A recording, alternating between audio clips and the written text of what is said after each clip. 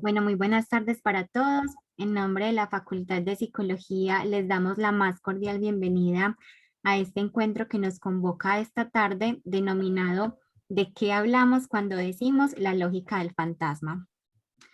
Solicito amablemente mantener silenciados los micrófonos para evitar interferencias en el desarrollo de la charla y los invito para que aprovechen este espacio realizando sus preguntas y aportes. Sin más preámbulo, le doy la bienvenida a Catalina Arcila. Ella es psicóloga con formación psicoanalítica, con énfasis en psicología social comunitaria, especialización en educación, cultura y política, creadora y fundadora de la Ruta Briefing Empresarial en la ciudad de Medellín, consultora con Naciones Unidas y miembro de la Asociación de Encuentros Psicoanalíticos de Medellín. Le damos entonces la bienvenida a la psicóloga Catalina Arcila. Bienvenida.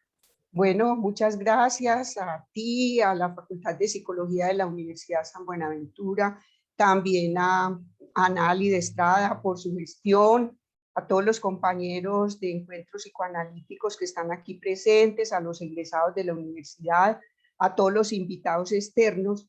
Pues bueno, este es un espacio maravilloso en el que podemos compartir, pues no solamente información, sino reflexiones de un tema tan importante.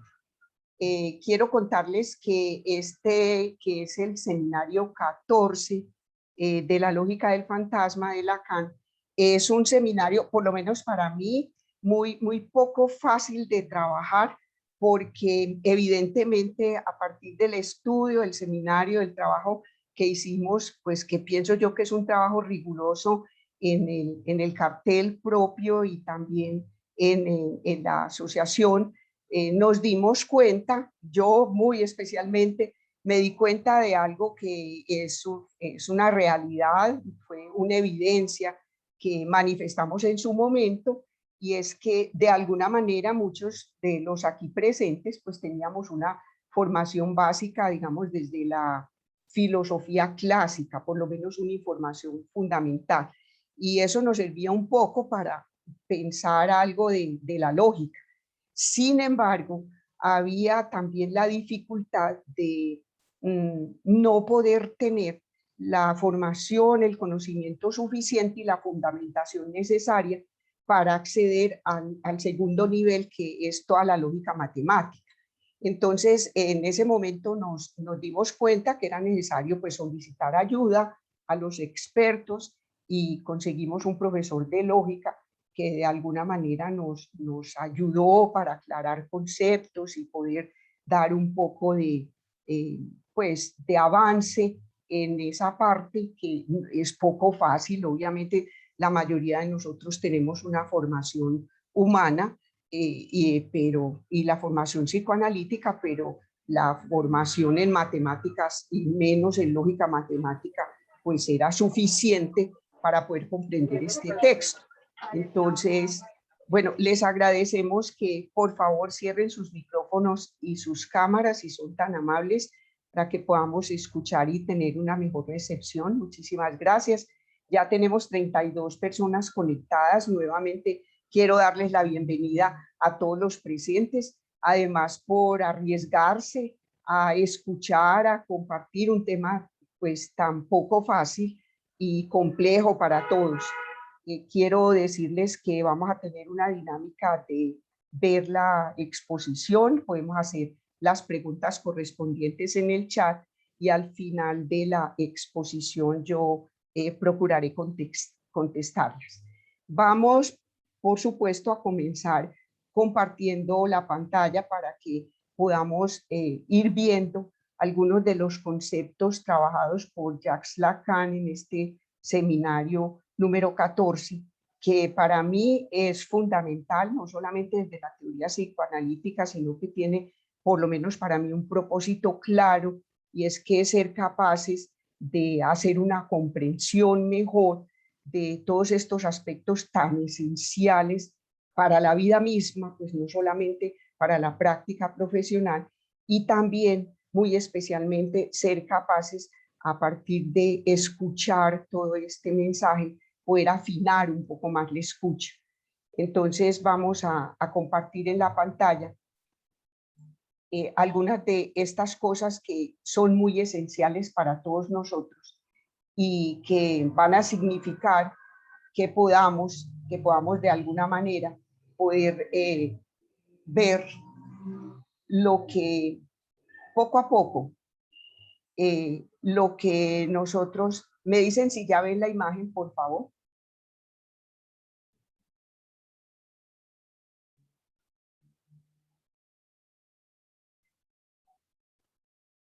Amigos, me dicen si ya están viendo la imagen en la pantalla, si son tan amables, ya me la podemos confirman. ver. Bueno, perfecto. Muchísimas gracias por el retorno. Entonces estaba diciéndoles que este título de que hablamos cuando decimos lógica del fantasma está referido al seminario 14 de Jacques Lacan. Y vamos a ver qué es lo que veremos en esta hora y algo que vamos a compartir.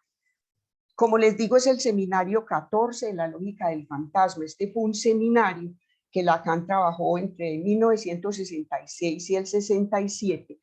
Y para mí no es un azar, es un asunto de una coherencia que traía Lacan en el posicionamiento y el enunciado de su teoría.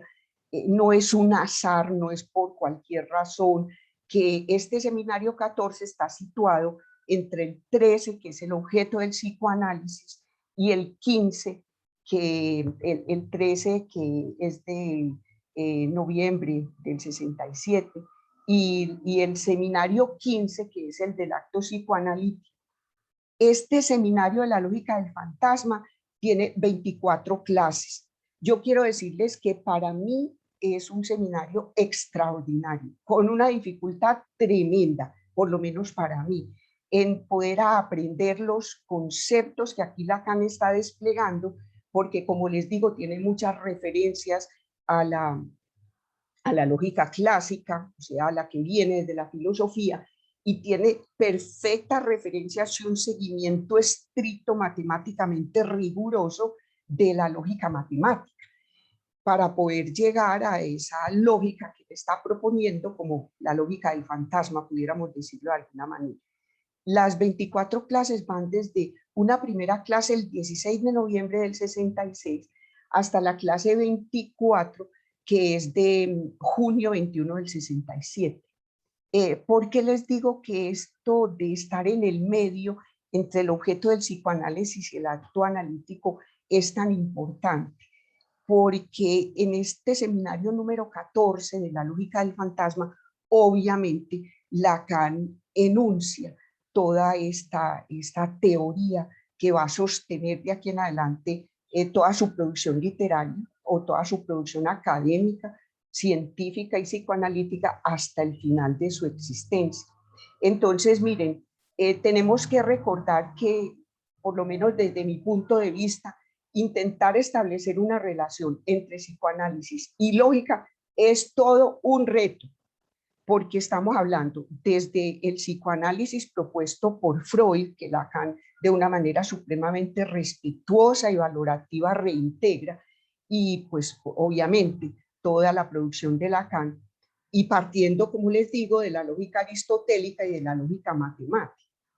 Y recordemos que Aristóteles inaugura pues toda una lógica para la humanidad, y Lacan hace todo su esfuerzo por trabajar esa lógica matemática. Yo pienso que no lo hizo solo, que Lacan tuvo sus maestros matemáticos, expertos en lógica, no solamente sus lecturas, sino maestros allí que le ayudaron en ese momento, matemáticos, a definir un poco más las nociones que no son tan sencillas. También Lacan retoma de alguna forma la noción de fantasía en Freud en un primer momento para después poder superarla, y luego trabaja pues en este seminario todo lo que es el asunto de la aparición del fantasma. Una de las cosas importantes es que tengamos en cuenta que Aristóteles inaugura una lógica para la humanidad.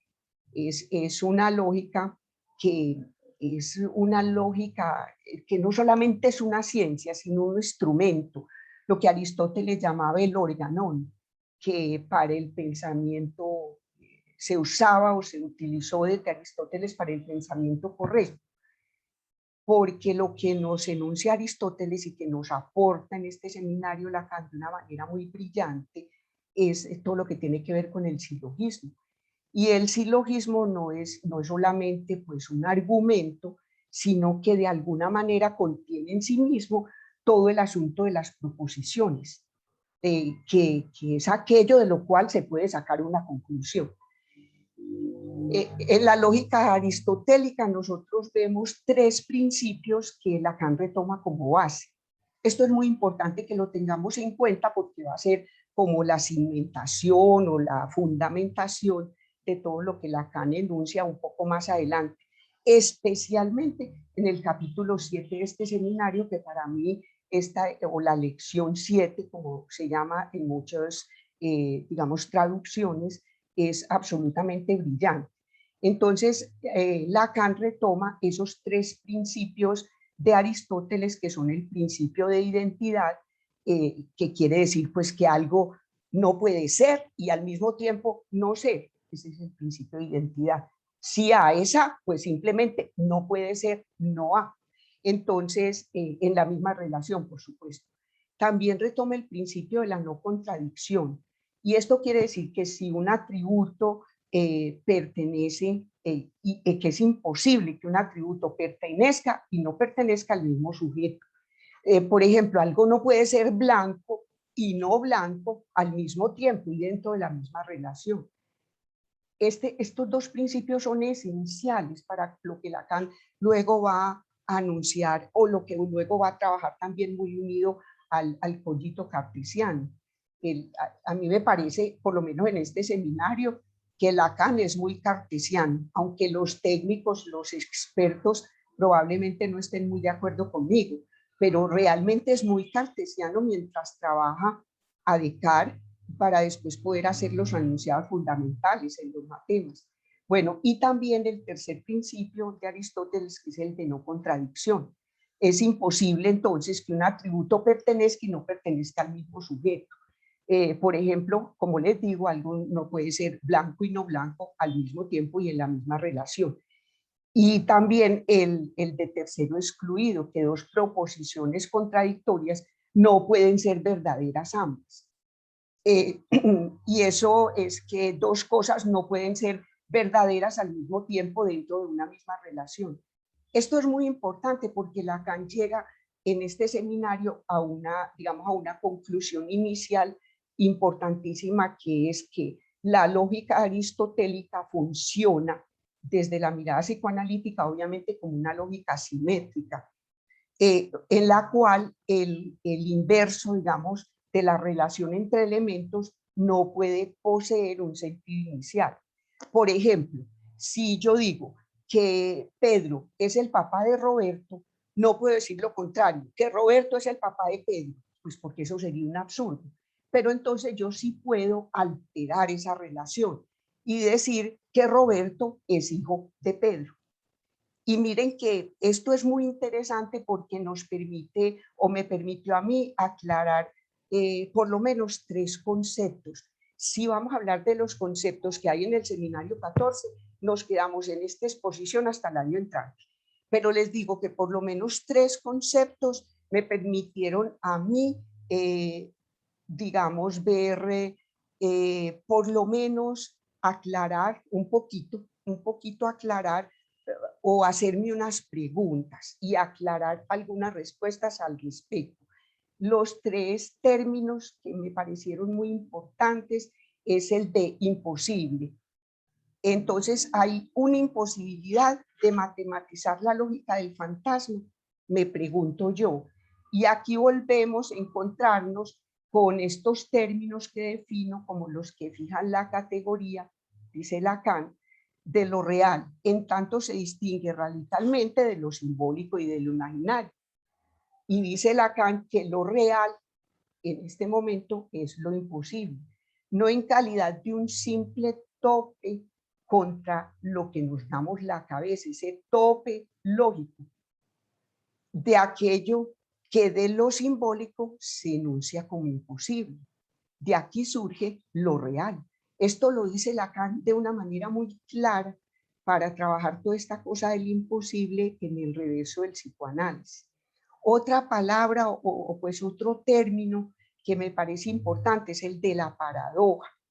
Y la pregunta que yo me hago es si, que es una pregunta inicial que la llevo en toda el trabajo de lectura y relectura del seminario, es si matematizar la lógica del fantasma es a la vez lógica y no lógica. Esta pregunta me la hago porque obviamente venimos de esa formación de la filosofía clásica, o sea, de la lógica desde la filosofía. Entonces, una cosa importante es aclarar que la raíz etimológica de esa palabra paradoja tiene ese prefijo para, que supone como una contrariedad, como una cosa contraria a, y doxa, que nos muestra como la opinión. Entonces, la palabra paradoja trae consigo como una noción de ir en contra de la opinión, contrario a lo que usualmente, pues, en muchos momentos vemos en el seminario, que es toda esa paradoja de Russell, que Lacan dice, después de trabajarla muchísimo y en extenso, que realmente no hay tal paradoja, que lo que está enunciando allí Russell es un asunto de la metáfora. Y por eso trabaja toda la paradoja del barbero y allí muestra todo lo de los conjuntos y une esto a la teoría de Frege y de Cantor y demás. Pero si se piensa en el conjunto, y esto es importantísimo cuando hablamos de paradoja, de todos los conjuntos que no pertenecen a sí mismos, pues la pregunta que nos hacemos es por la pertenencia o no del conjunto total, que eso pues engendraría una contradicción irresoluble para la lógica clásica, que podría considerarse un absurdo y un malentendido. Ustedes recuerdan de el Mallarmé que quería tener o trabajar esa ilusión de un algo que lo abarque todo. Bueno, pues eso está en el orden de la paradoja y que une también algunos puntos con la contradicción y con la teoría del imposible. Bueno, y un tercer término importante es la contradicción. Lo que sugiere es que la lógica clásica es pues completamente diferente a esta lógica que trabajaríamos aquí, que es la lógica del inconsciente, que sería de alguna manera considerada, pues por lo menos desde Freud, como alógica, un disparate, un sinsentido, una falla pues en el razonamiento clásico. Y porque lo que pasa es que esa consideración de la imposibilidad resulta de una manera muy paradigmática para poder insinuar la concepción del inconsciente. En contraste con la lógica aristotélica, obviamente, la lógica del inconsciente, pues contemplaría la contradicción, pero no en el sentido último, porque derivaría en un principio fundamental que se basa normalmente en una estructura de excepción, porque lo que diríamos es que el inconsciente no admite contradicción, por lo menos hasta aquí. Entonces, vamos a ver una cosa que es interesante en la próxima diapositiva. Aquí vimos todo lo que tiene que ver con Aristóteles, de las proposiciones y de la lógica simétrica, y vamos a ver cómo hace Lacan, después de este recorrido, pues que es muy sencillo, muy rápido por la lógica y por el trabajo aristotélico, cómo haría Lacan para trabajar desde la matemática, desde la lógica matemática, para poder llegar a la lógica del fantasma. ¿Cómo hace Lacan para trabajar estas teorías de la lógica matemática, que por lo menos para mí son supremamente difíciles, pero podemos comprender algunas cositas que, bueno, que a mi manera de ver son sencillas? Entonces, la lógica matemática, recordemos que es una disciplina que se trata es de los métodos del razonamiento. En un nivel elemental, esta lógica proporciona reglas, técnicas para determinar si un argumento es válido o no, ese argumento válido o no. Por eso tan importantes las proposiciones, que para la lógica matemática son fundamentales. Es un enunciado en una oración que simplemente puede ser falsa o verdadera, pero no las dos a la vez. Por eso decimos que la proposición es un elemento fundamental de la lógica matemática. ¿Y en qué se basa Lacan para trabajar estos matemáticos? Vamos a ver unas cositas así sencillas, pues, que nos pueden dar como un marco de referencia de lo que él trabajó, de donde extrajo muchas cosas importantes que después las puso en sus matemas y en sus fórmulas. Entonces, miren, trabaja Lacan, pienso yo, para formalizar su lógica del fantasma, trabaja mucho la ley binaria de la lógica del universo. ¿Y esta ley cuál es? Me preguntarán ustedes. Es una ley que exige que para construir un universo se requiere por lo menos de dos conjuntos que se unan. Pues es sencillo para todos comprenderlo.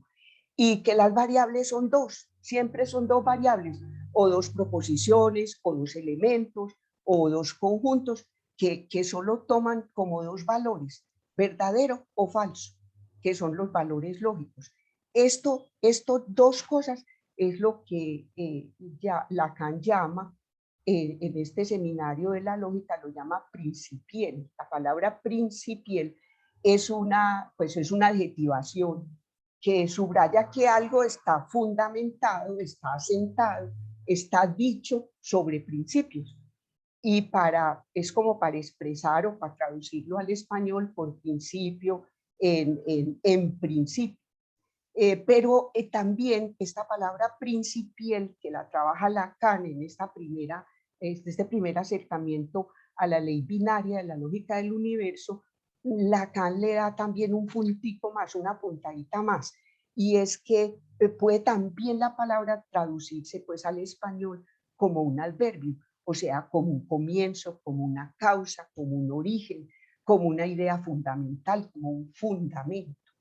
Y esto a mí me parece supremamente importante. Yo no sé, pues Lacan pues como era un genio, y este señor tan riguroso y tan trabajador en estos temas, y que cogía una idea y era capaz de ir hasta el fondo y desmenuzarla, podía sacarle a una idea tan sencilla unas aristas que le iban permitiendo a él poder construir el concepto propiamente dicho.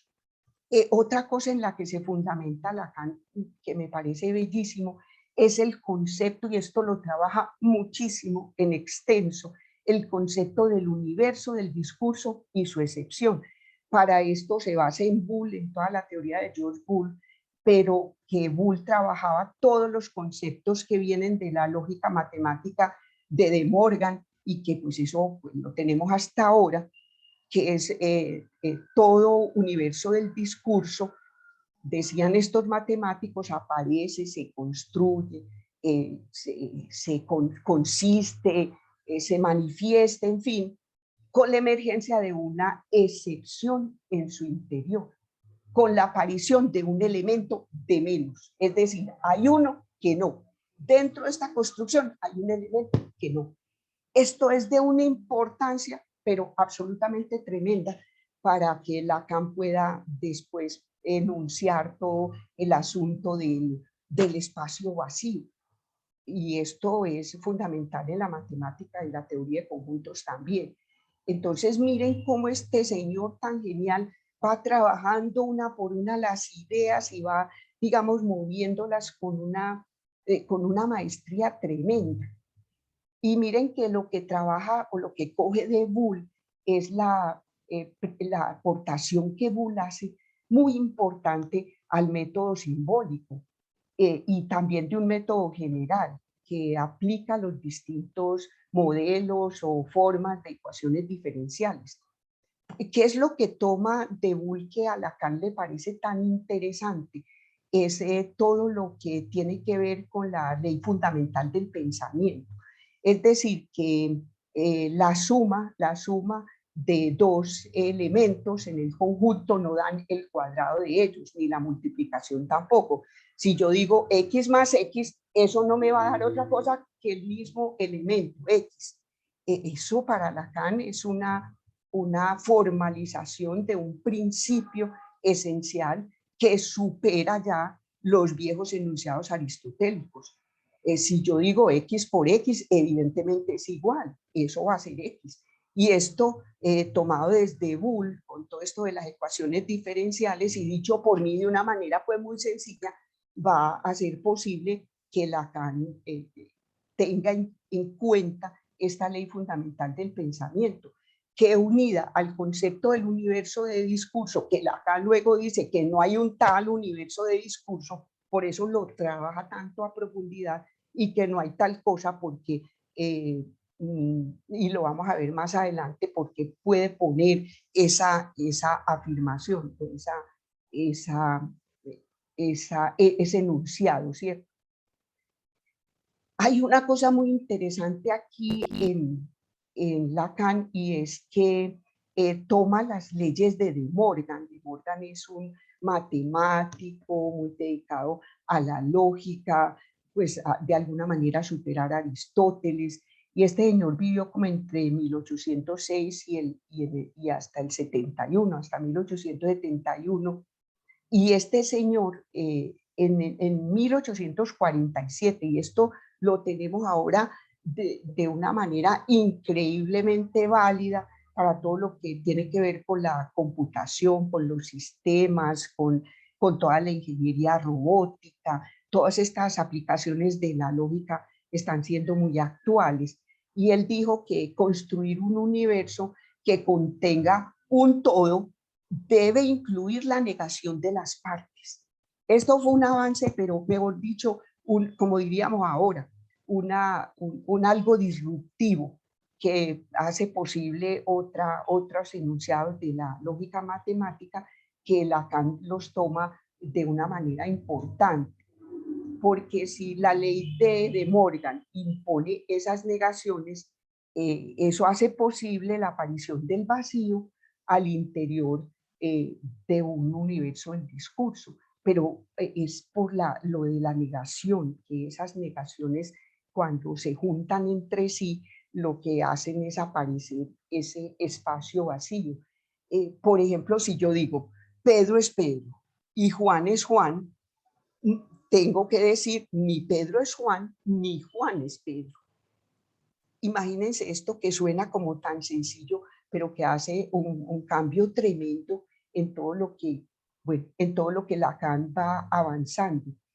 Y recordemos que esta expresión de universo del discurso la introdujo De Morgan en el 47, como les digo, a partir de considerar la negación de un término como complementario del correspondiente término positivo.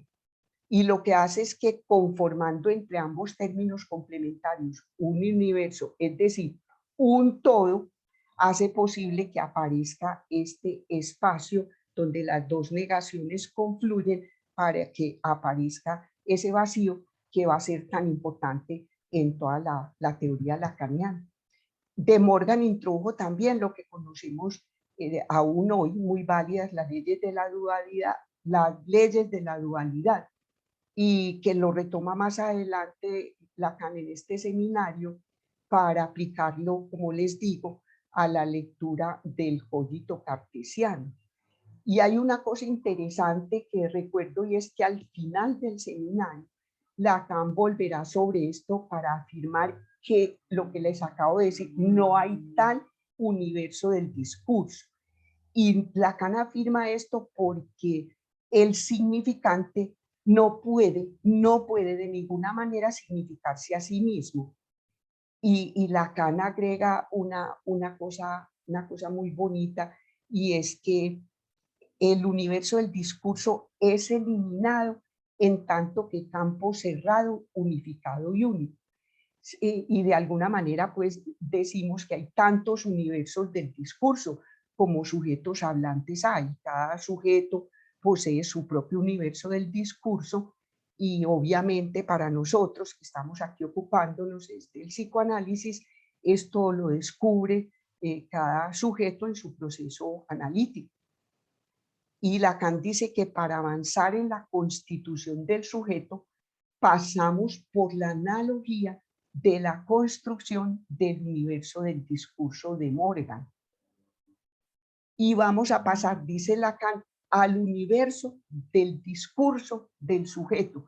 Miren el giro, o sea, retoma el universo del discurso para poder enunciar el universo del discurso del sujeto.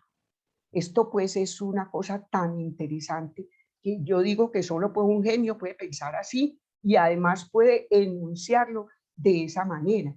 Obviamente todo esto que les estoy aquí resumiendo está pues hecho de una forma muy rigurosa en todo el seminario 14. Yo los invito a que se relean especialmente la lección o apartado número 7 y van a encontrar la base, la fundamentación esencial de todo esto que les estoy diciendo, que les estoy compartiendo. Entonces, miren, igualmente Lacan retoma algunas cosas que son muy importantes, no solo por los enunciados de Lacan, sino en este seminario, sino por toda la teoría lacaniana en su conjunto. Uno se pregunta, ¿de dónde puede sacar este señor toda esta información y plasmarla de una manera tan práctica, tan correcta, tan clara, cuando uno poco a poco va releyendo todos estos enunciados que aparecen en el texto y en el seminario? De alguna forma vamos comprendiendo cositas. Y lo importante es que de eso poco a poco que comprendemos, podamos decir alguna cosa de la manera sencilla que cada uno lo pueda enunciar. Algo de eso va quedando y va haciendo efectos, no solamente en el trabajo personal, sino también en la experiencia de la vida. Entonces miren que aquí hay un matemático que se aparece en este momento de la vida, pues en el estudio de Lacan, en el repaso que él hace de todos estos matemáticos lógicos, y es el de Frege. Este señor buscó fundamentar la aritmética a partir del cálculo de las proposiciones. O sea, a esta teoría proposicional le pone una aritmética propia, porque este señor fue el primero en distinguir la caracterización formal de esas leyes lógicas y pasarlas a un contenido semántico. Y este pues es un punto muy interesante porque nos permite pensar o problematizar cómo pensar una perspectiva lógica de lo inconsciente. Y esto es todo un reto, porque Lacan yo considero que se hizo también esta pregunta: ¿cómo pensar una perspectiva lógica de lo inconsciente excluyendo el campo de lo empírico? Porque lo que se está enunciando es pues toda una teoría nueva, es decir, pues ese campo de la clínica psicoanalítica. También Lacan retoma de Hamilton. Con este Hamilton hay una cosa muy interesante en el trabajo de Lacan, es que este Hamilton le permite hacer las conexiones, eso que nosotros dibujamos, las flechitas, cómo permite unir una cosa que es junta con otra o que puede andar en camino inverso. Cuando veamos el grafo del deseo, lo vamos a ver perfectamente, incluso antes de enunciar la fórmula del fantasma. Con este Hamilton se formalizan obviamente variables, pues también binarias, pero con operaciones lógicas del álgebra de Boole. Y con estos conectores de Hamilton, con las dos cosas y con toda la teoría que Lacan toma de la lógica de las leyes de Morgan, entonces ya se puede hacer un marco, digamos, un poco más completo de un enunciado lógico de lo que Lacan está construyendo en su lógica del fantasma. Las variables siempre siguen siendo dos proposiciones, dos elementos, dos conjuntos, y que obviamente siempre toman dos valores, o verdadero o falso. Y aquí hay un paso más, que es los círculos de Euler. aún todos aquí en las ciencias sociales también, pues en la matemática simple, en todas las aplicaciones, hoy por hoy en todo lo que ponemos como ventanas, se trabaja mucho todos estos diagramas, cuando no los hemos hecho para representar algo. Entonces Euler es el que inaugura para la lógica matemática los círculos, los diagramas, los esquemas, y que esto nos sirve y le sirvió a Lacan para representar de una manera gráfica los conjuntos, digamos, y las relaciones. Esto viene a ser muy importante porque miren, por ejemplo, aquí en la figura que tenemos a la derecha abajo, tenemos el nudo Borromeo. Entonces miren que esa interrelación que está entre lo simbólico, lo real y lo imaginario, deja ese espacio central donde Lacan ubica el objeto pequeño A. Miren qué cosa tan bonita esto, como estos círculos de Euler, la matemática, el cálculo y las matemáticas le sirven a Lacan para graficar cosas que después nos van a servir tanto en la teoría analítica. Esto es una cosa absolutamente preciosa que yo no sabría cómo realmente, yo puedo hacer un recorrido, pero no sabría realmente cómo una persona con toda esa formación puede enunciar esto de manera tan brillante. Entonces, bueno, vamos a avanzar un poquito más en esto que me parece de alguna manera maravillosa.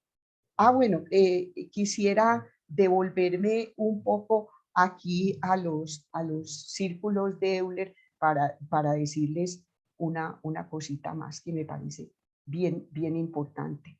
Y es que Lacan hace uso muy práctico de estos círculos de Euler, y esto le permite desarrollar algo que es muy interesante y lo trabaja también aquí más en el seminario, que es el ejemplo popular de la bolsa o la vida. De alguna manera está allí con el problema de la exclusión. Siguiendo Lacan, una de las proposiciones de las leyes de De Morgan construye, a partir de esto, empieza a construir la lógica del fantasma y el universo del discurso con una condición: para un sujeto. Vamos a examinar entonces un poquito esto de los círculos de Euler y la metáfora de la bolsa o la vida que Lacan trabaja tan bonito. Entonces Lacan dice: si elijo la bolsa, pierdo las dos. Y si elijo la vida sin la bolsa, me queda una vida cercenada. Y dice Lacan: veo que me están entendiendo. Si se escoge la vida queda como con una ausencia de la bolsa. Es decir, se elimina al otro. Y sin la presencia del otro, pues la vida será siempre como una vida incompleta. Es como si a los humanos, pues bueno, a los sujetos, nos habitará el desamparo para siempre. Este es el precio que se paga: una bolsa. Es la castración que se instala para ingresar en el universo no todo del discurso. ¿Recuerdan ese elemento que se excluye de una cultura particular a través, obviamente, pues del lenguaje? Y eso, pues, con una previa inscripción en la lengua materna.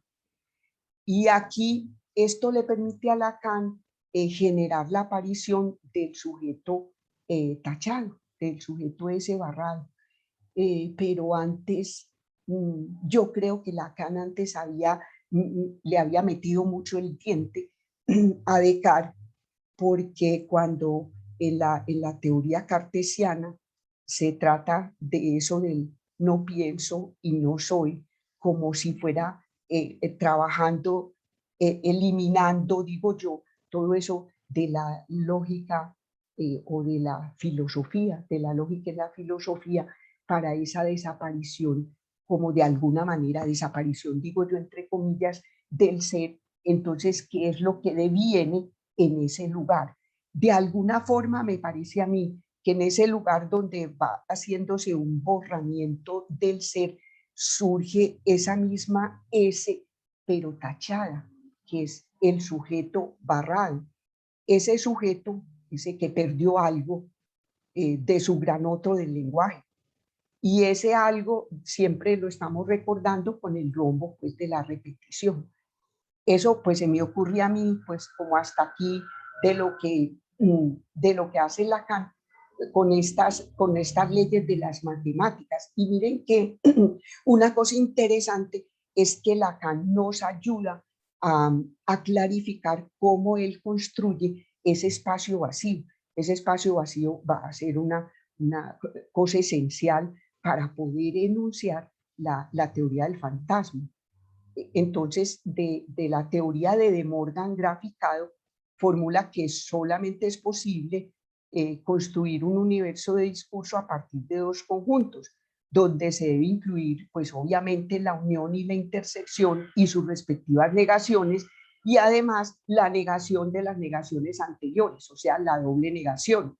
Así, solo así, pues vamos a ver, dice Lacan, emerger un lugar sin elementos, un agujero o el vacío, que también pertenece a ese universo del discurso, entre comillas, con un elemento de excepción dentro del todo. Hay uno que no. Una de las cosas importantes aquí es pensar en que ese del ser de la filosofía clásica, que va, digamos, siendo como corrido, pues yo no sé si borrado, pero corrido como para un ladito, para poder darle presencia a todo esto que está enunciando, tenemos que tener en cuenta que ese ser ya no va a ser aquí la aparición suficiente o no va a tener ese peso suficiente, porque cuando ya aparece el vacío, aquí esto es otra cosa, porque Lacan dice que para inventar ese universo del discurso debemos hacer emerger un lugar dentro de la unión de los conjuntos que no pertenecen o no pertenecerían ni al uno ni al otro. Y sería ese lugar sin elementos, que es un agujero, que es un conjunto vacío y que hay que hacerlo aparecer dentro del todo para poderlo inventar y después poderlo superar. Ese lugar que es dentro de la unión de esos conjuntos que no pertenece ni al uno ni al otro, es obviamente un lugar sin espacio y sin elementos. Y esto pues tiene una importancia fundamental porque es más tarde lo que Lacan definiría que si un significante es por lo tanto aquello que representa a un sujeto para otro significante, es eso lo que contiene en la ley fundamental o en esa fórmula que acaba de retomar Lacan como fórmula esencial del pensamiento, que es un X para otro X. Es lo que él llama a partir de este evento del pensamiento, dice Lacan. Y de ahí va a escribir su matema del S1, S2. Y después, obviamente, las otras fórmulas de la metáfora y la metonimia. Y recordemos que toda esta lógica del fantasma que Lacan va como entretejiendo se instala para ese un sujeto. Y al mismo tiempo, el sujeto, ese sujeto, queda inscrito en la lógica del inconsciente estructurado como un lenguaje. Entonces, miren que esto tiene una importancia muy grande porque aquí Lacan hace un uso fantástico de estas 5 proposiciones que hacen posible un universo del discurso. Y aquí vamos a ver cómo aparece este espacio vacío desde la lógica matemática. Y obviamente este espacio le va a servir para toda la formulación o la estructuración del grafo del deseo y en la tercera instancia, entre los dos pisos del grafo, lo vamos a ver más adelante, Lacan ubica toda la fórmula del fantasma. Esto es un recorrido, yo se los estoy diciendo así de manera pues como muy resumida, pero bueno, así tiene que ser porque solamente tenemos este espacio de tiempo. Estos círculos de Euler, obviamente, que estamos viendo allí, son los fundamentos de la lógica moderna. Nos están sirviendo pues absolutamente en el momento actual. Y son las 5 proposiciones que hacen posible ese universo del discurso que luego Lacan va a trascender, por decirlo de alguna manera. Para Lacan, en la primera figura, que es la proposición de donde A está completamente unido o reunido con el B, para Lacan estos dos conjuntos son los que él llamó principiales, o sea, la ley binaria, y se unen para iniciar un universo, pues un universo, y son el conjunto de ser unido al conjunto de otro. Recordemos estas dos cosas, son el conjunto del ser unido al conjunto del otro. Y para eso, pues lo que Lacan usa son los círculos de Euler. Pues. En la figura B, esta es la segunda proposición. Los círculos pueden estar unidos o pueden estar disyuntos. Y esto es muy interesante porque dan paso a la figura 3, está abajo a la izquierda, que es la tercera proposición.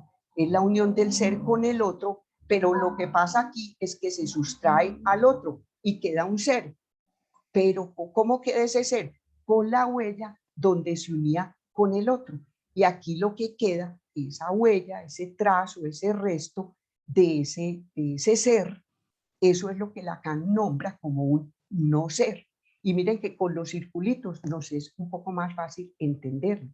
En la figura D, que es la del medio abajo, nosotros tenemos la cuarta proposición de la unión del otro con el ser.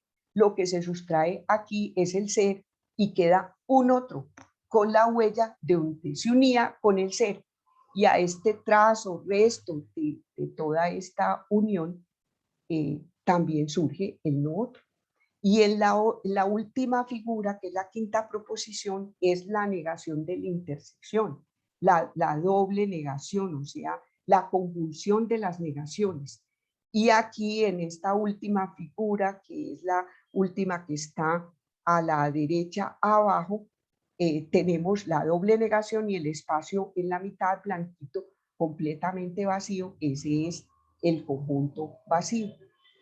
Miren que viéndolo así, desde los fundamentos de la lógica moderna, desde las 5 proposiciones, nos es, pues, digamos, un poco más claro comprenderlo de dónde Lacan hace la formulación. Y recordemos una cosa también muy importante, en ese espacio que queda vacío, del conjunto vacío, es donde Lacan más adelante va a ubicar el objeto A minúscula.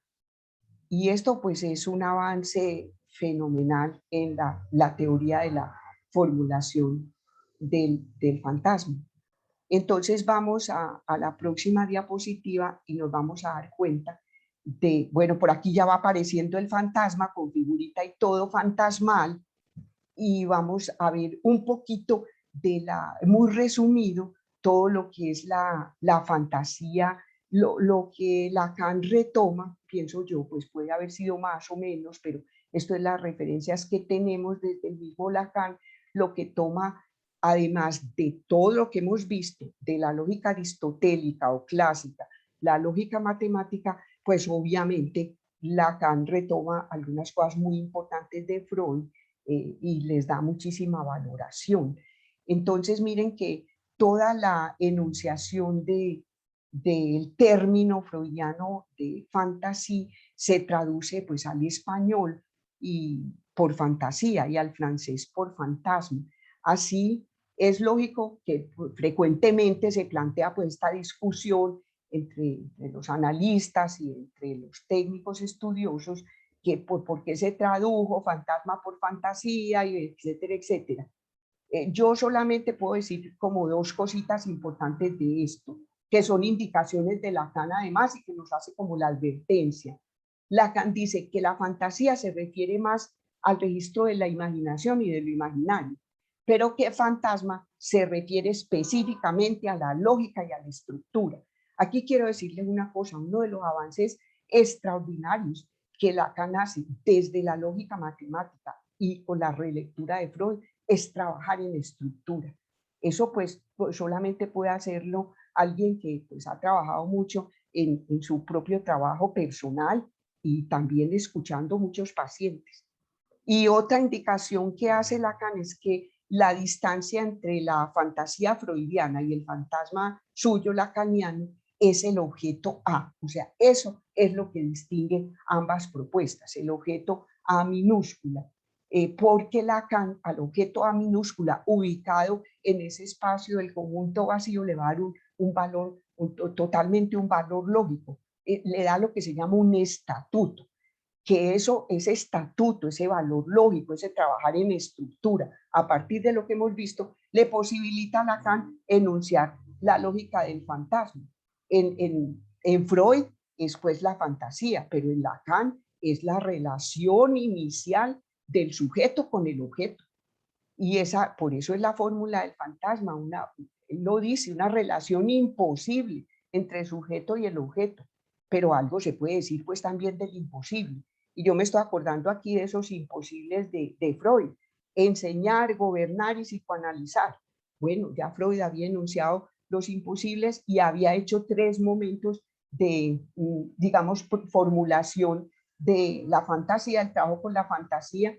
El primer momento del lado del placer, o del principio del placer, el segundo del placer y la repetición, y el tercero pues del lado del masoquismo. Yo voy a decirles ahí 2 cositas que me parecen supremamente importantes porque Lacan la retoma de una manera muy puntual. En el 19, creo, bueno, sí fue en el 19, Freud trabaja en todo esto de pegan a un niño, y allí se estructura el asunto de la fantasía sobre la cuestión de la fantasía de paliza.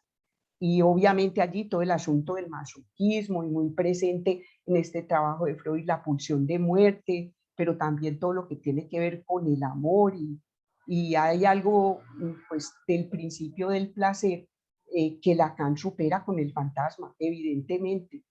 Lacan dice una cosa importante y es, con su texto pegan a un niño, se avanza de la fantasía a una estructura gramatical como una matriz de comportamiento anudados al deseo. Esto es un desarrollo muy importante de Freud y Freud obviamente le da otro sentido a la fantasía en pegan a un niño. Y también Freud dice, esto no es necesario que esta fantasía ocurra pues en la realidad, solamente es necesario que haya una fantasía de paliza para instituir la neurosis. Y obviamente que si la fantasía falla, pues aparece el síntoma. Ya Freud avanza, dice fantasía como estructura para la neurosis, no solamente como sueño diurno. Y la fantasía también entre repetición y placer. Freud anuda muy bien la vía de placer vía recordar, vía repetir, todo el asunto de lo compulsivo y demás. Y todo esto lo retoma Lacan para poder dar ese giro a fantasma, ¿no? O a ese cambio a fantasma. Dice Freud que hay un tiempo en la fantasía que no es recordado y no es consciente y no pasa por las repeticiones. Y que luego de eso, de te pegan porque te aman, esto ya pues es un asunto final ahí en Freud, es un asunto de la satisfacción pulsional de ser pegado. Pero miremos qué dice Lacan a este respecto.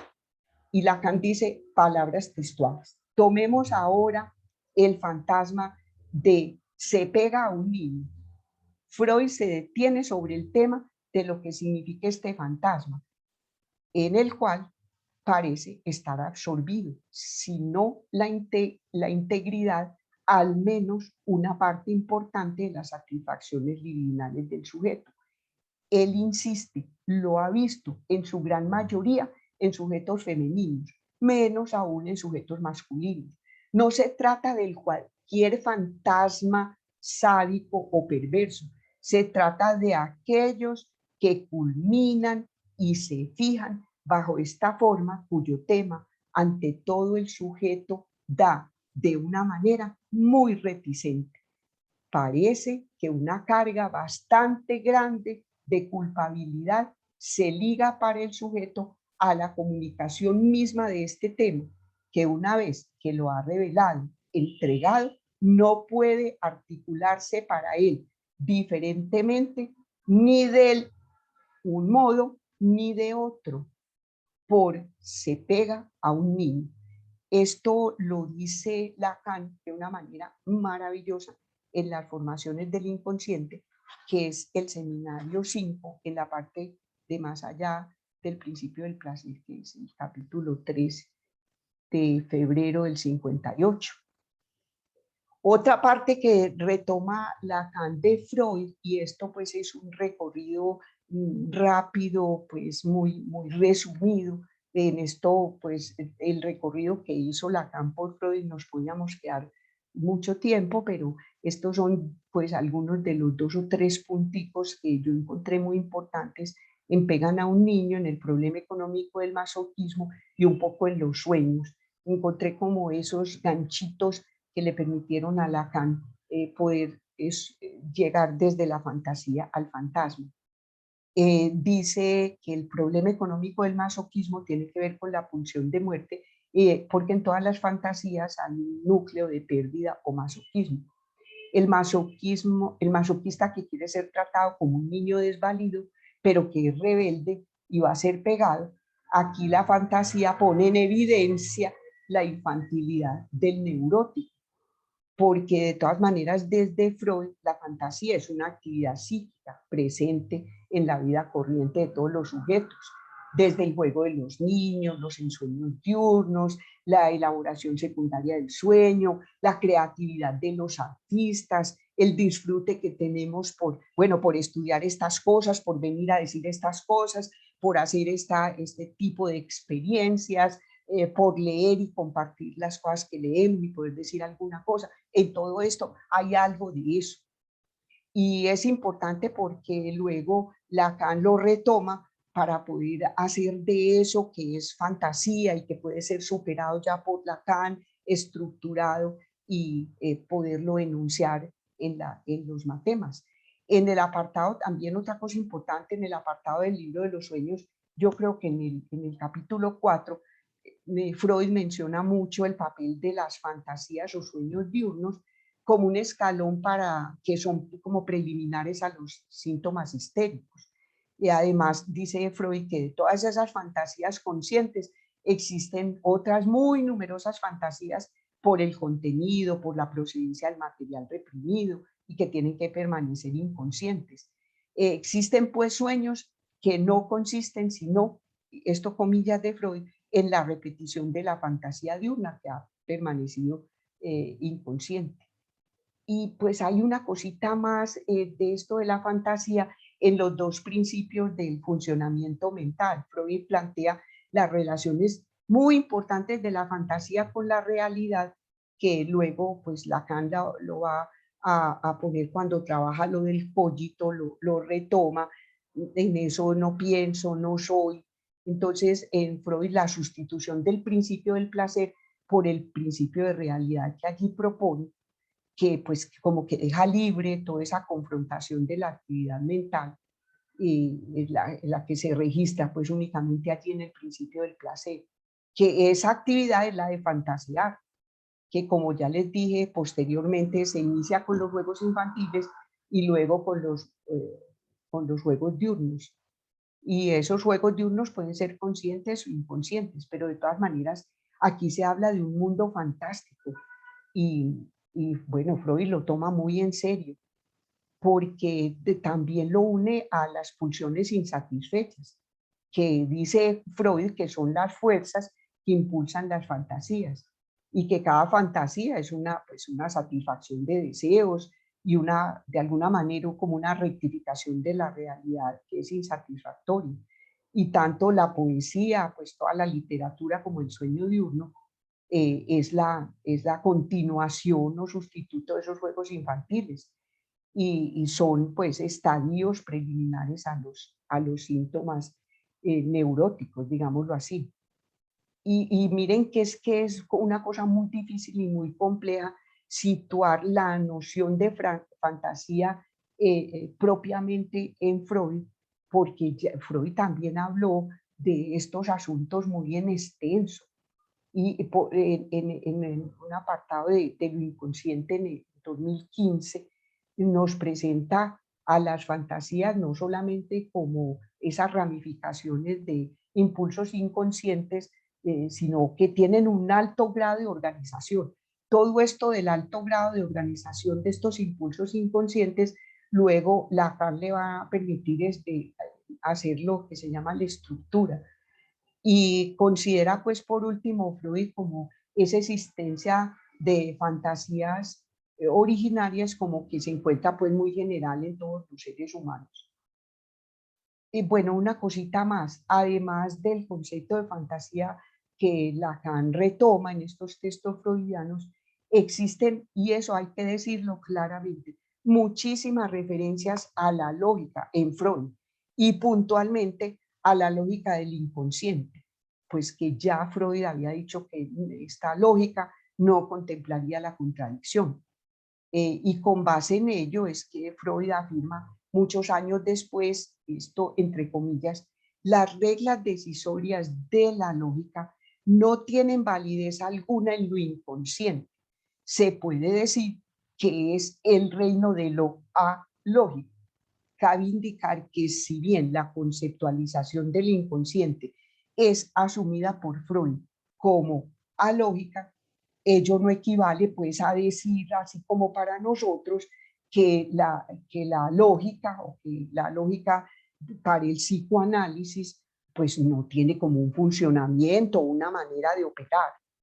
Entonces miren que esto pues realmente es como muy importante hasta aquí, porque Lacan a partir de todo esto formula que sus matemas son proposiciones lógicas de verdades pues que no demuestran nada, lo que hacen es mostrar un concepto, como mostrarlo. Y Lacan entonces organiza su discurso con elementos, con todos estos elementos de la lógica proposicional moderna para construir un saber, este saber que este es todo el trabajo tan importante que Lacan hace hasta acá, un saber que tenga estatuto de verdad lógica.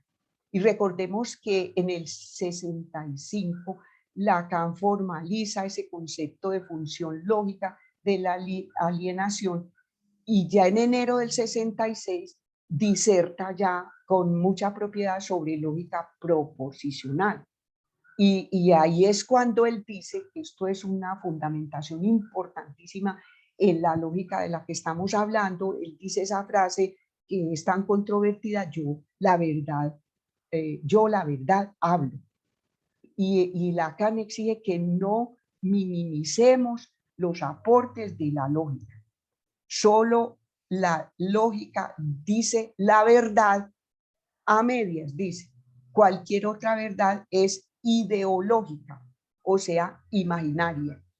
Y miren esto tan bonito, porque si hasta aquí podemos decir que si Freud funda, pues digo yo, una lógica del inconsciente, Lacan se compromete 100% a enunciar o a formalizar la lógica del fantasma.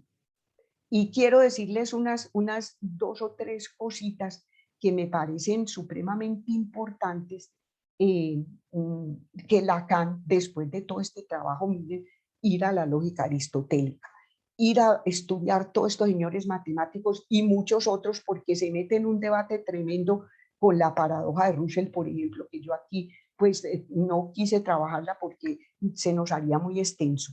Luego va a todo el estudio de lo que Freud dice sobre lógica y todo lo que Freud dice sobre fantasía para poder moverse hacia fantasma.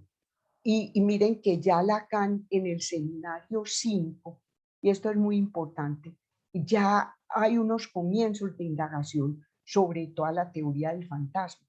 Y es así como Freud empezó por la imaginación, más como precisamente es como por lo imaginario. En un principio, el fantasma, lo que está enunciando Lacan del fantasma, es también como, pues me parece a mí, como una matriz imaginaria de la relación del yo moi, al otro. Por lo que entonces Lacan aquí, en este 5, que es de las formaciones del inconsciente, en la página 417, Lacan dice, comillas, el fantasma porque esto sí me parece fundamental, ya poder definir claramente qué es el fantasma, mejor dicho, dónde se nos aparece este fantasma. Dice Lacan, comillas, el fantasma lo definiremos, si les parece, como lo imaginario capturado en cierto uso de significante. Y miren que esto es porque Lacan hace un análisis muy juicioso y una relectura de lo investigado por Freud y trata de darle obviamente una articulación lógica pues mucho más formalizada. Por eso es que en este seminario 5 de las formaciones del inconsciente hace una anotación donde articula de una manera brillante el fantasma con el complejo de Edipo de Freud.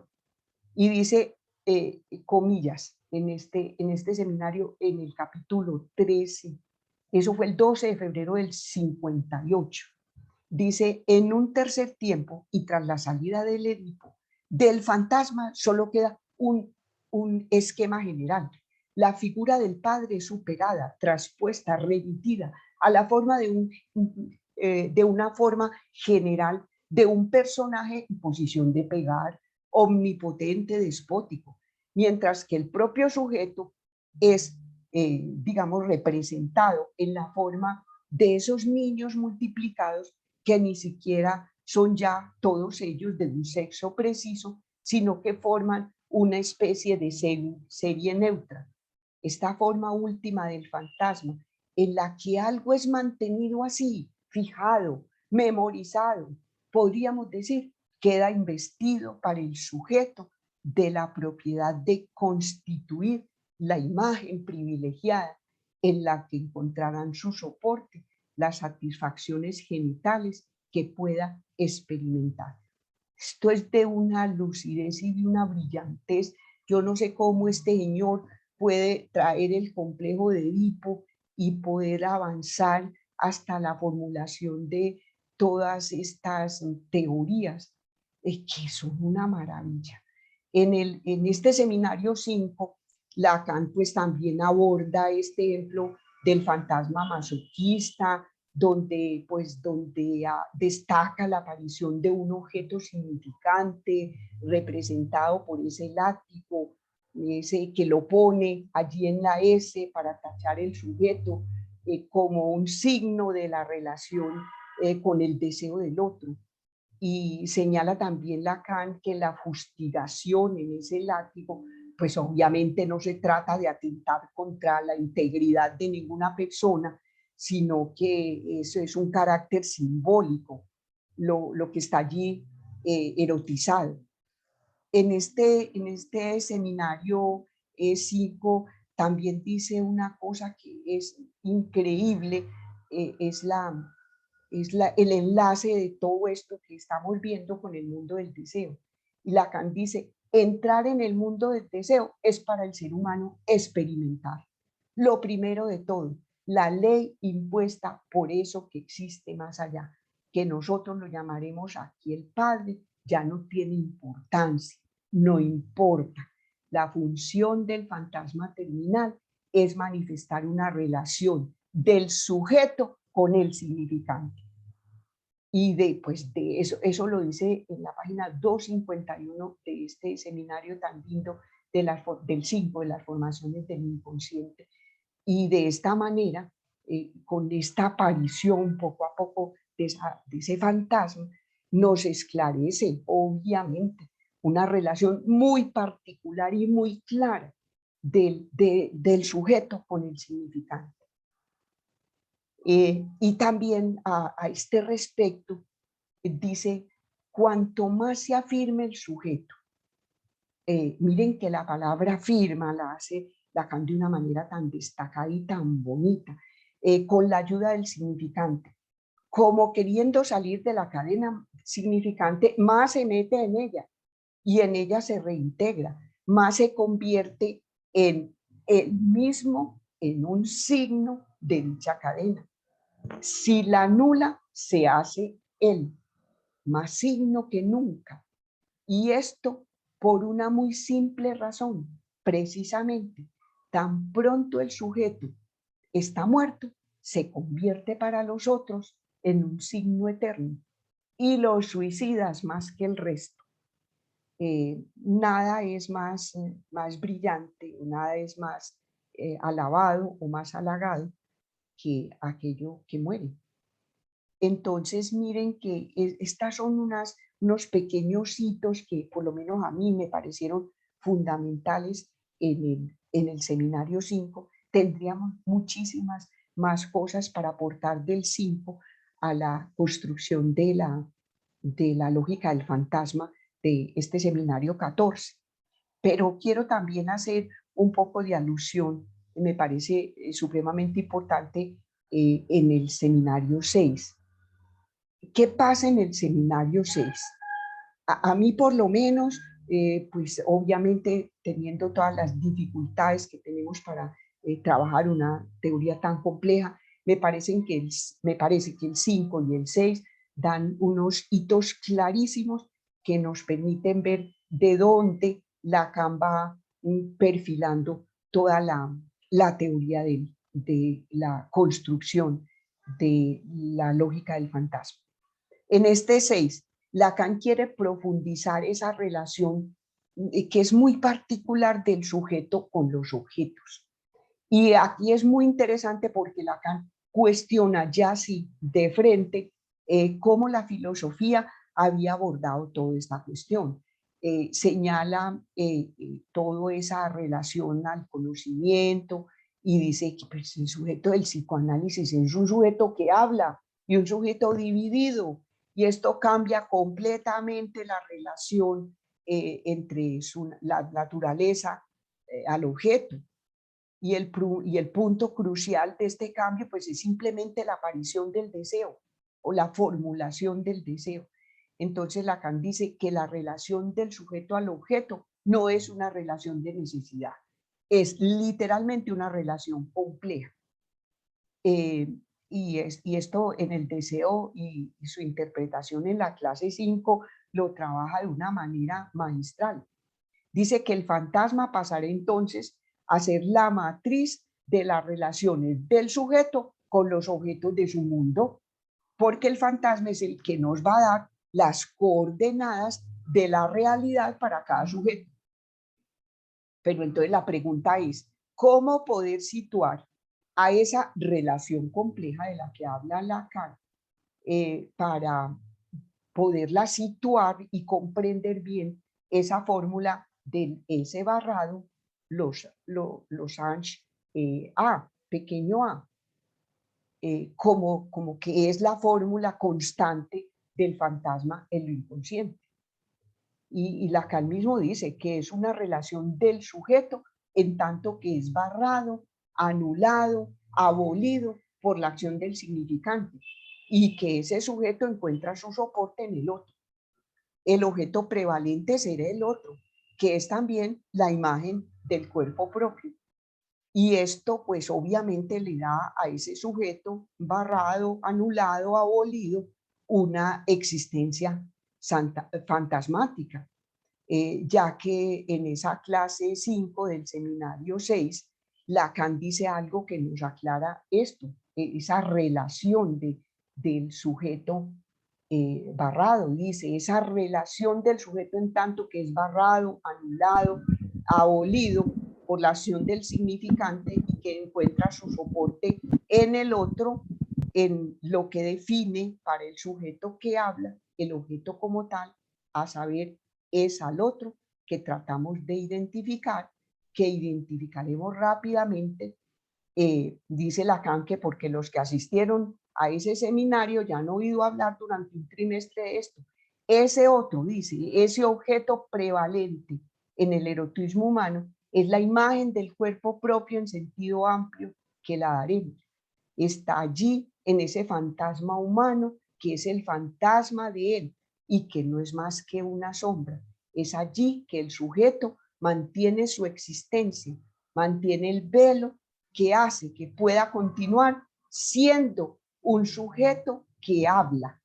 En este punto hace pues intervenir esa dimensión del narcisismo como una vía de solución imaginaria entre el enfrentamiento del sujeto barrado con el pequeño a donde el fantasma articula pues el deseo con esas funciones imaginarias.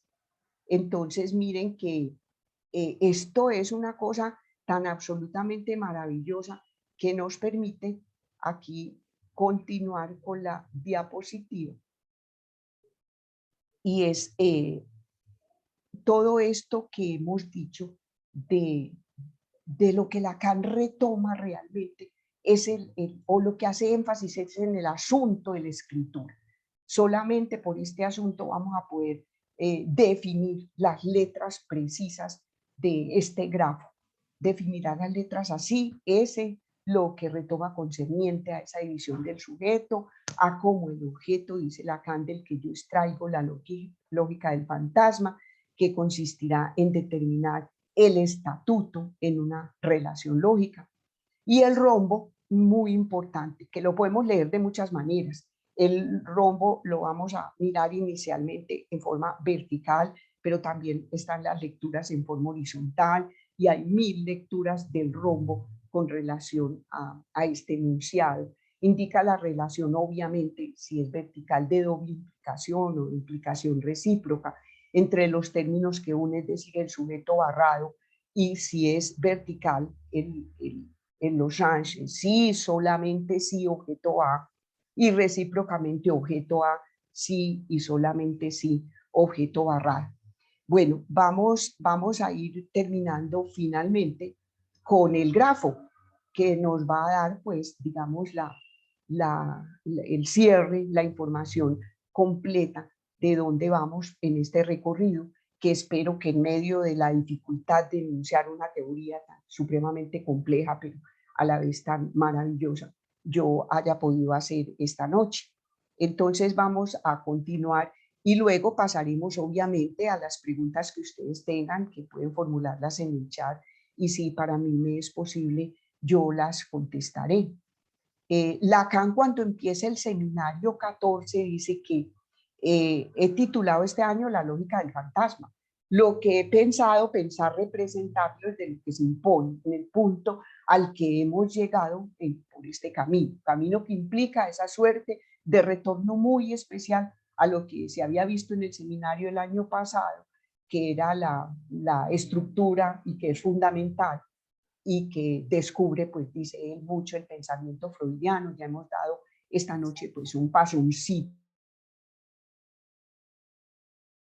Este retorno, dice Lacan, se llama repetición. Y esto es muy importante porque él va de alguna manera a hacer ese enunciado fundamental en cuanto al número de oro, que es la clave para ver sobre todo las fórmulas, cómo se puede pensar la repetición y cómo aparece ese número de oro, y dice que simplemente repetir no es volver a decir la misma cosa y tampoco pues es repetir indefinidamente. Y Lacan, bueno, trabaja 5 puntos en el 14. Trabaja con todo este recorrido que hemos hecho, Lacan llega a trabajar 5 puntos. Recordarles a los que estaban escuchando el seminario, les recuerda que va a trabajar todo lo que tiene que ver con la articulación lógica, que va a trabajar obviamente la estructura del fantasma y con la relación al significante. Que va a meterle el diente pues al universo del discurso, y que finalmente, pues por decirlo de alguna manera, va a puntualizar cositas muy importantes de lo que tiene que ver con la escritura como tal. Y finalmente dice que terminaré con el recuerdo de lo que nos indica Freud, una manera articulada en lo que concierne a lo que es propio de la relación del pensamiento con el lenguaje y con el inconsciente. Entonces Lacan toma, por eso estamos viendo el grafo, Lacan toma como punto de partida la escritura y dice, partiremos de la escritura, de lo que he armado a saber la fórmula, la que vimos anteriormente, del sujeto barrado, los Sanch A pequeña, y redefinirá las letras, y las letras las define, como yo ya se las dije, el S barrado, lo que retorna concerniente a la división del sujeto, y el pequeño a es un objeto, dice Lacan, del que yo extraigo la lógica del fantasma, que determina el estatuto en una relación lógica. Y el rombo que tan importante, el rombo que nos está indicando para poder tener más clara la aparición del fantasma, todo el asunto de la repetición. Y Lacan, con esta fórmula, pues digamos, designa la relación del sujeto del inconsciente, sujeto barrado, con el objeto causa del deseo, objeto A, indicando una relación estable del sujeto con aquello que lo causa en su deseo y que por ende lo divide. Entonces vamos a ver el grafo. En la primera línea horizontal, esa línea 1, es la cadena significante del otro, así le enuncia Lacan. En la 2 es la cadena significante del sujeto. En el número 3 tenemos el vector de la intención del hablante. En el número 4 tenemos el mensaje del otro. En el 5 el código, que recordemos que es la fórmula de la pulsión. En el 6 el mensaje del sujeto. En el 7 el código del lenguaje. Obviamente tenemos allí a la izquierda, entre los dos pisos, entre la horizontal 1 y 2, allí tenemos la fórmula del fantasma, sujeto barrado los Shah. En la D tenemos el deseo del otro, la M minúscula es el yo moi y la I, la imagen del semejante.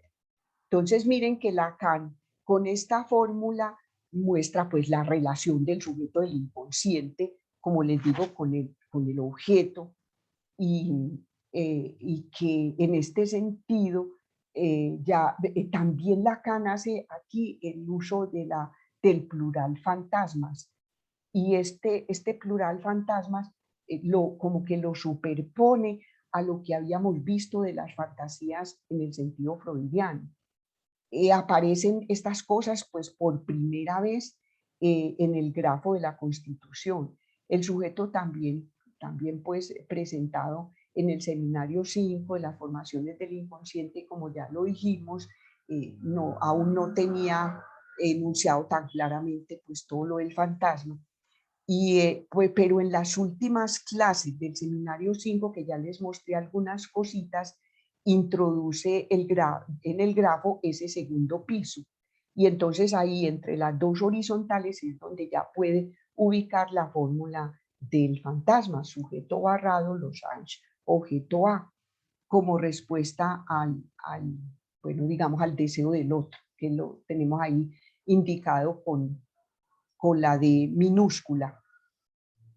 Entonces, el objeto A será un articulador lógico y su estatuto ya no será lo imaginario. Podrá ser identificado con el objeto causa perdido, que nos había hablado Freud, pero es que lo importante es la invención lacaniana, que tiene pues la virtud de formalizar cómo actúa en las vicisitudes pues, de la vida humana, digamos así. Y miren que una de las cosas que son importantes aquí es que la relación que es simbolizada por ese, pues como por ese punzón o ese losange, Lacan dice que lo elige. ¿Por qué elige pues ese punzón o ese triangulito, como lo ubiquemos, ¿cierto? Y dice que lo elige para conjugar en él lo que ahí puede aislarse, lo que sugiere en primer plano de esta conjunción la relación de inclusión o implicación, a condición de que lo hagamos reversible. Esa reversibilidad es de la más grande importancia para la formulación de la aparición del fantasma, porque Lacan está planteando abordar el fantasma desde la escritura como formalización lógica. Y con todo este recorrido que hemos hecho, obviamente que nos damos cuenta que está enunciando el fantasma desde la lógica de las relaciones. Y por otro lado, también es importante anotar que la definición del sujeto barrado nos lleva a pensarlo a partir de pues como digamos, de todas las operaciones de la constitución del sujeto. Y pues, y despuesito Lacan también nos habla un poquito de cómo mira, cómo enuncia, cómo dice lo del objeto A. El término A pequeña, dice, nos aparecerá mejor, mejor aún a medida que marquemos lo que permite caracterizarlo como valor lógico, mucho menos emparentado con el dominio de lo imaginario. Lo imaginario que se engancha, se acumula ahí, el objeto A es de otro estatuto. Esto lo dice desde la clase 1 de este seminario 14. Y también agrega una cosa que nos aclara mucho y es la relación C. Esta relación es simbolizada por el punzón, porque obviamente él quiere que de todas maneras nosotros pensemos en esa reversibilidad. O sea, que el sujeto barrado pueda en un momento ocupar el lugar del objeto pequeño A y al contrario, según cómo se pueda leer la estructura. Y esto significa que Lacan le va a dar un fundamento topológico a esta lógica relacional. El fantasma entonces es aquel que nos permite que al hablar creamos, y creer no tiene nada con saber ni con verdad, creamos que podemos capturar todo lo que nos ocurre en nuestro mundo, todo lo que nos pasa. En síntesis, que podamos capturar eso imposible del universo del discurso y crear entonces con las palabras que nosotros podemos comprender toda la realidad. Y pues bueno, Lacan esto lo borra con la formulación de la lógica del fantasma. Y en este texto, Lacan busca demostrar cómo las lógicas modernas fueron pues como la matriz de la que se sirvió para estructurar la lógica del fantasma. Y que una vez él la puede formular, confirma que la lógica del fantasma es también igualmente digamos, el fundamento o la base para formalizar o para enunciar muchas lógicas modernas. Y pues también obviamente todo eso de intervenir o de hacer intervenir toda la dimensión del narcisismo por vía de la solución imaginaria, por el enfrentamiento entre el ese barrado con el pequeño a, donde el fantasma obviamente articula el deseo con esas funciones imaginarias. Y pues bueno, en el grafo del deseo está, como lo vemos acá, localizado entre los dos niveles horizontales, en la mitad de esos dos pisos que son entre el enunciado y la enunciación. Entonces miren que aquí hay una cosa importantísima y es que este fantasma que está aquí permite mantener la distancia entre los dos pisos. Y eso es una cosa espectacular porque es la condición de posibilidad del sujeto barrado, o sea, del sujeto dividido. Por eso es que se pone aquí ya de relieve la propiedad del fantasma de constituirse en soporte de ese deseo. Y desde pues de aquí en el grafo puede leerse que ante el enigma que se nos presenta del deseo del otro, la respuesta del sujeto es el fantasma. Y ese fantasma nos permite pues mantenernos como sujetos a nivel deseante. Y como les digo, si el fantasma es lo que separa el piso superior correspondiente a la cadena significante del otro, el discurso, pues que es el discurso efectivamente pronunciado por los padres, eso es la separación, o sea, ese corte de la cadena significante del propio sujeto. Y a nivel del semejante de la cadena significante del sujeto, pues un significante de producción propia, o sea, lo que uno puede decir, lo que uno puede asumir, lo que uno puede avanzar, comprender o lo que sea, o construir, eso pues sustituye a ese significante traumático que integra la cadena significante del otro. Y eso es posible si en un momento pues se instituye el mensaje que fue dirigido por la madre, pero pues que se hace ese corte, o como dice Lacan, que se interdicta por la función paterna, ese mensaje del no sobre el mensaje de la madre. Y pues esto es una posibilidad de metaforizar de alguna manera, de sustituir un significante, el deseo del otro, por un significante que es de producción propia, y genera una separación esto entre las dos cadenas significantes. Y así es que deviene pues el sujeto dividido, que pues entonces a partir de esto ya no va a ser más hablado por otro, sino pues bajo la forma de su propio inconsciente. Y la separación entre estas ambas cadenas se mantiene obviamente gracias al fantasma, y pues por supuesto ya nos estamos dando cuenta que es la estructura de la neurosis, porque pues el neurótico confunde la falta en el otro con su demanda, ya sea sosteniendo pues el deseo como insatisfecho o como imposible, pero lo que hace esto pues de alguna manera es evitar esa confrontación con la angustia. Porque tenemos que darnos cuenta que aquí el deseo del otro es una X, un enigma permanente, el deseo siempre de otra cosa, de la pregunta por el deseo del otro toma pues ese, como decía Lacan, como una matriz o un matiz diabólico, donde termina el deseo y empieza su goce, es la pregunta. Porque hasta dónde tenemos esa sujeción al otro, la demanda de su amor, el que introduce el fantasma de la omnipotencia, no del sujeto, sino del otro, donde se instala la demanda. Y con ese fantasma, pues hay la necesidad de un corte, un refrenamiento, pues por la ley, ante el deseo del otro, pues el sujeto, pues de alguna forma está sin recursos, como indefenso.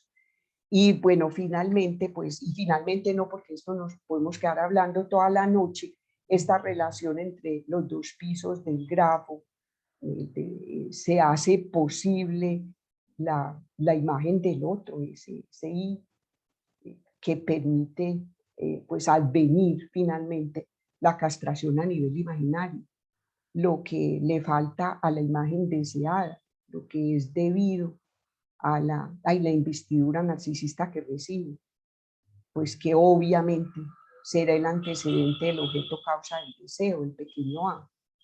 Recordemos esa pregunta tan bonita, ¿qué me quieres? Se pide al otro pues que responda en términos de pulsión. Ese yo moi toca pues que tome ahí función de objeto en el fantasma, objeto que es ofrecido al deseo del otro con una respuesta tan, pues, de alguna manera que tranquiliza. No quiere más que eso, porque allí algo toma pues el valor de un objeto privilegiado de alguna manera, y toma de alguna forma también ese deslizamiento infinito del significante, un objeto A que toma en relación al sujeto ese valor esencial que constituye pues el fantasma fundamental, donde el sujeto se reconoce en él mismo como detenido, fijado con relación a ese objeto. Y bueno, pues esto permite pensar muchísimo en esa gramática que insiste tanto Lacan, en esa gramática del fantasma, eh, por, el, por el otro, retórica del inconsciente, pues la metáfora y la metonimia, en la producción del sujeto como efecto de discurso. Y como vemos acá en el grafo, el fantasma adquiere unas características muy paradójicas. Es un recurso, obviamente, lo dice Lacan, frente al deseo del otro, y por consiguiente un remedio para la angustia. Pero el último caso es una instancia contra un goce inconmensurable por medio del, bueno, obviamente del significante fálico. Y ese goce se rodea, se parlotea alrededor de las formas del objeto A. Y también por otro lado está la fijeza, esa fijeza y lo imaginario detiene el devenir, ese como ir siendo, y captura pues en un goce, y Lacan lo llama con bastante propiedad ese goce fálico, ese bla, bla, bla, bla, bla. Y el objeto A es así constituido, es el objeto pues de la pulsión transformado en objeto causa del deseo. Y ese justo es el objeto del fantasma, lo que sostiene el deseo del sujeto y pues lo que también lo divide, lo castra y por ello causa al sujeto en su deseo. Y el fantasma es el modo en que el otro se mantiene presente, pues allí en la estructura neurótica, como en relación pues con esa causa del deseo y como forma de ofrecerse al goce del otro. Y ofreciendo el yo moi como objeto al goce del otro, el neurótico obviamente se preserva de confrontarse con un goce más absoluto, por ejemplo, en relación directa con su cuerpo. Por eso es que Lacan dice que el fantasma es una defensa frente al goce del otro, pues el deseo es una defensa, una prohibición de rebasar un límite en el goce. Entonces hay un viraje aquí en la posición del sujeto que pasa de estar ofrecido, digamos, a través de su yo moi como objeto al goce de otro, a estar causado en su deseo por el objeto A que lo divide. Y en ese punto de falta tiene que reconocerse el sujeto y pues a este reconocimiento es lo que se le denomina el atravesamiento del fantasma fundamental. Vamos a unas pequeñas conclusiones y bueno, ya terminaremos para dar paso a sus comentarios, a sus opiniones o a sus preguntas. Entonces, pues de esto no se puede concluir, es un atrevimiento mío poder concluir esta cosa, pero sí podemos decir algunas cositas a manera de síntesis. Si nos guiamos nosotros por el grafo del deseo que estamos viendo ahí, el fantasma está debajo del significante de la falta del otro. Y siguiendo el movimiento del grafo podemos pensar en momentos de la estructuración subjetiva. Desde el piso de arriba, el sujeto dividido, marcado por los significantes de la demanda del otro. La clave para salir de ahí es ubicar la falta en el otro, la castración simbólica, el invento, por decirlo de alguna manera, del sujeto para rellenar esa falta, para pues como meterle a esa falta que es el fantasma. Y es por medio del objeto A donde el sujeto puede salir de esa trampa. El fantasma viene a señalar ese artilugio del sujeto que es el armado de una ficción, digo yo, que articula el sujeto y el objeto. Entonces, Lacan dice que el fantasma sería el acoplamiento del no pienso en esa estructura gramatical, en el lugar o en la instancia de la elección forzada o de la alienación, del no soy. Deja lugar a nivel del inconsciente al complemento de la estructura propiamente gramatical significante del fantasma, a saber, una significación de la verdad.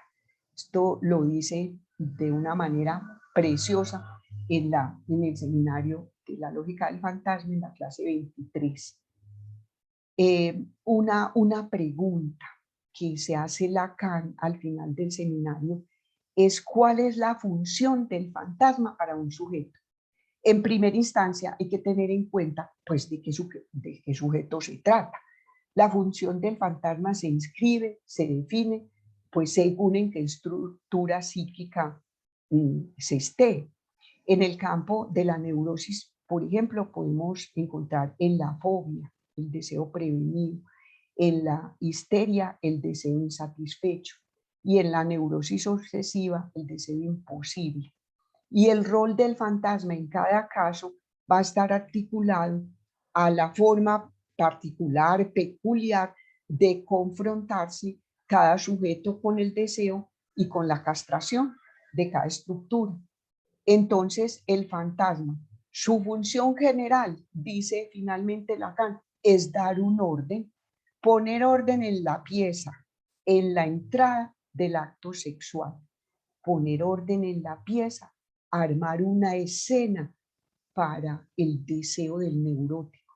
Esa es la función general del fantasma. Y finalmente, Lacan nos da unas indicaciones para el trabajo analítico sobre el fantasma. Y dice, dice a los analistas, tienen que tomarlo tan literalmente como les sea posible. Y tienen que, al encontrarlo en cada estructura, definir las leyes de transformación que aseguran al fantasma en la deducción de los enunciados del discurso inconsciente, en lugar de un axioma. Y hay que tener en cuenta que con el fantasma, dice Lacan, la neurosis encuentra en este arreglo el soporte hecho para ornamentar la carencia de su deseo en el campo del acto sexual. Esto lo dice al final, en la clase 23, recordemos que son 24 clases. Y por otra parte, y finalmente, esta incursión topológica que llevó a Lacan a situar el fantasma desde la estructura del plano proyectivo como un pegamento, digamos, de los dos objetos heterogéneos, formando ese cross-cap, le proporciona también un nuevo modo de situar la intervención analítica. Y Lacan situará entonces la operatoria analítica, lo dice él con estas palabras, en el buen corte, el que separa sujeto y objeto.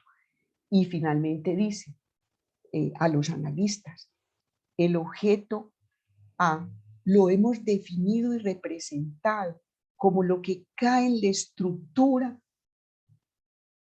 a nivel del acto fundamental de la existencia del sujeto, ya que es el acto en que el sujeto se engendra, a saber, la repetición. El hecho significante, lo que se repite, he aquí lo que engendra al sujeto y algo que cae. Y finalmente, quiero decirles solamente 4, digamos, frases que yo he sacado de este trabajo. Que el fantasma es la respuesta que el sujeto construye al enigma del deseo del otro. También yo puedo decir que el fantasma es el sostén o soporte del deseo. Que el fantasma es una defensa, como lo dijo Lacan, frente al goce del otro. Y finalmente, que el fantasma también es aquello a través de lo cual somos gozados por el otro. Muchísimas gracias. Espero tener sus comentarios, sus opiniones y la información que quieran compartir acá en el chat. Bienvenidos. Bueno, agradecemos a Catalina por compartirnos su valioso conocimiento. A partir de este momento, entonces, abrimos el espacio de las preguntas. Recuerden que pueden levantar la mano para cederles la palabra y activar el micrófono.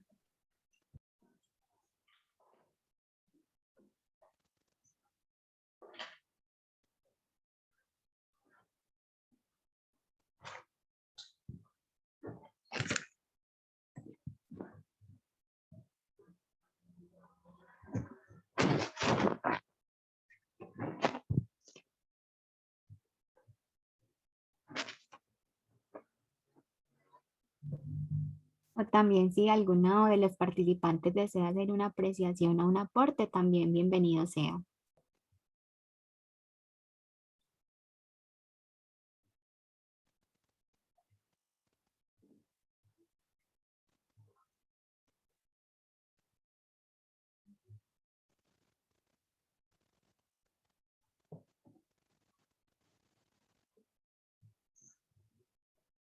Bueno, vemos por ahora que hemos hecho un recorrido que pues Lacan hizo de manera supremamente rigurosa y pues nosotros lo hemos hecho aquí de manera aclaratoria para todos los presentes y para los que después vean la grabación. Si hay algún comentario, Catalina, bienvenida Análida. Bienvenida. Catalina, Carlos Mario alzó la mano.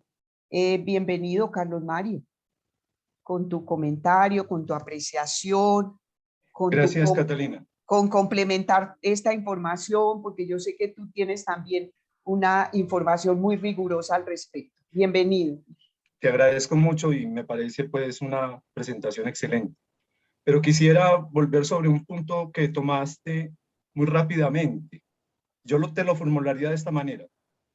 ¿Qué valor tienen los dichos paternos en la construcción de un fantasma para un sujeto?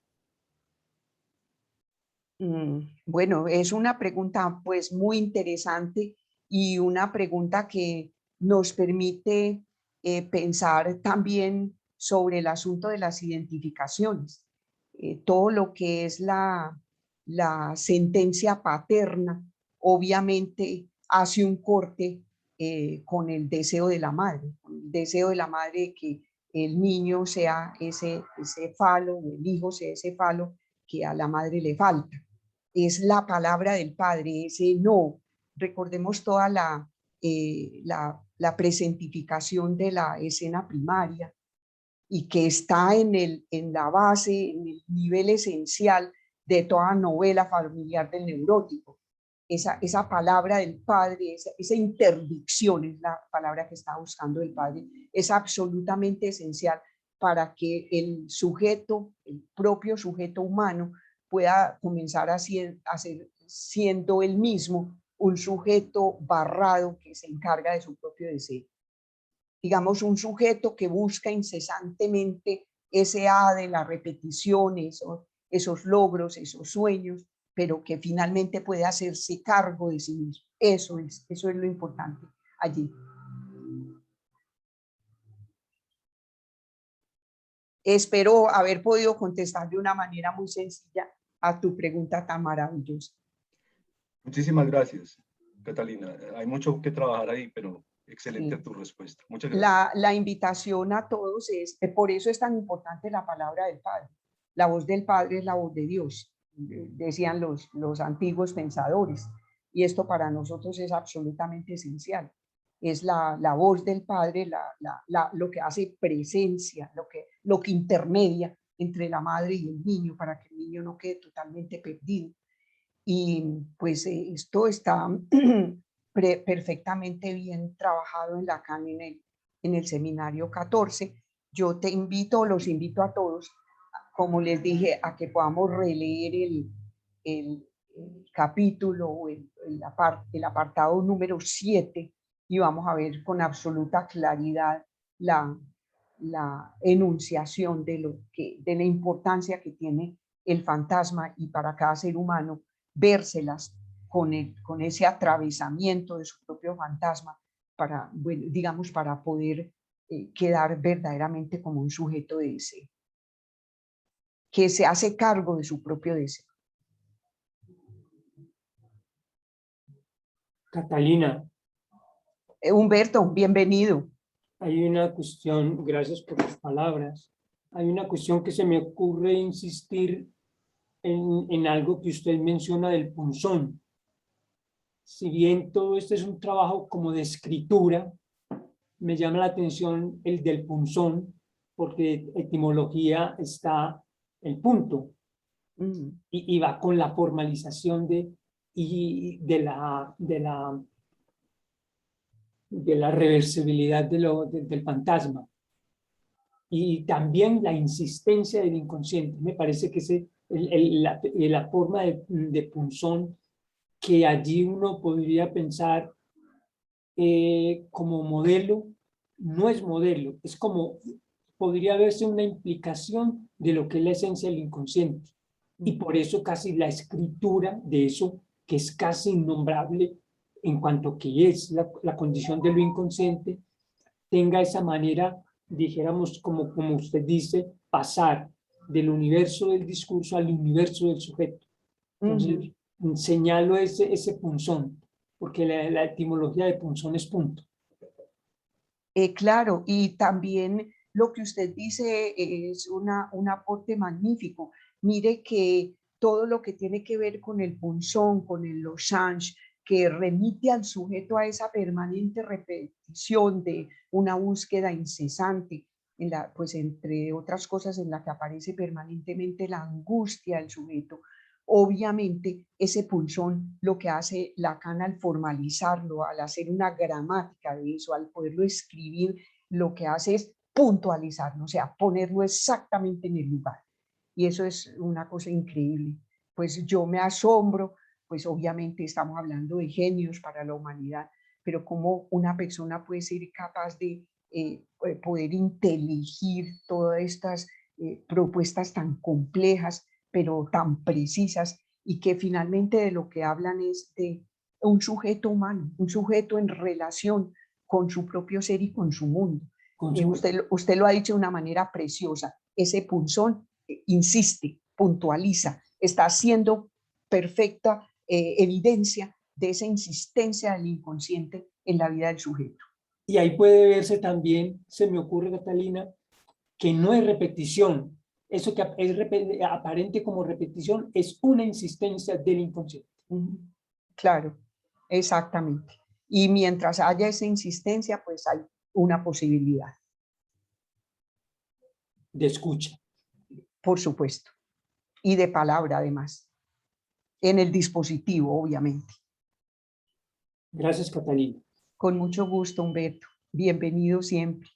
Bueno, amigos, con esto pues tenemos ya la finalización de esta experiencia que hemos tenido esta noche. Quiero a todos felicitarlos por su presencia y además por haber tenido el riesgo de escuchar.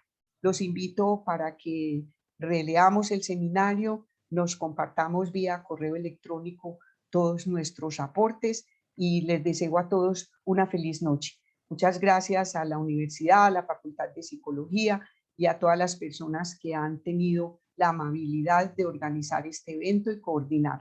Muchas gracias para todos. Feliz noche.